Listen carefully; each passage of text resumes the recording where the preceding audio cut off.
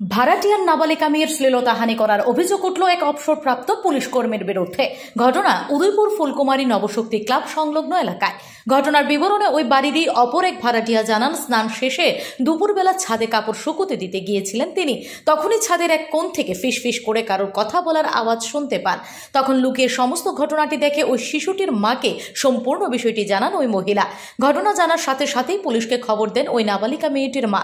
খবর পেয়ে ঘটনাস্থলে ছুটে এসে অভিযুক্ত ওই অবসরপ্রাপ্ত পুলিশ কর্মীকে গ্রেফতার করে নিয়ে যায় আরকেপুর থানার পুলিশ।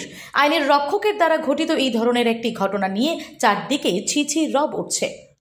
আমরা তো ভাড়া থাকি, মেশুটারে দেখছি কালকে ছাদে গেছে, তো আমি ওই দিদির মেয়েটাও ছাদে গেছে, যাওয়ার পরে আস্তে আস্তে কথা বলতেছে।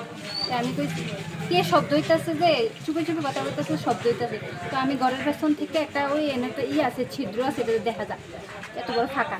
তো এটা দিয়ে আমি দেখতেছি যে ছোট মেয়েটার ড্রেসটা এতটুকু উঠাইয়া হাতাহাতি করতেছে মেয়েটার। মানে যে করতেছে ওনার বয়স কত হইব? 64। এখন কি আপনারা থানায় অভিযোগ জানাবেন এই বিষয়টা নিয়ে? মানে কি চাইতেছেন আপনারা এই বিষয়টা? এরকম করছে যাতে শাস্তি পাওয়ার দরকার, নেক্সট টাইম যাতে এরকম ভুল না করে। মেয়েটার বয়স কত আছিল? 11 বছর।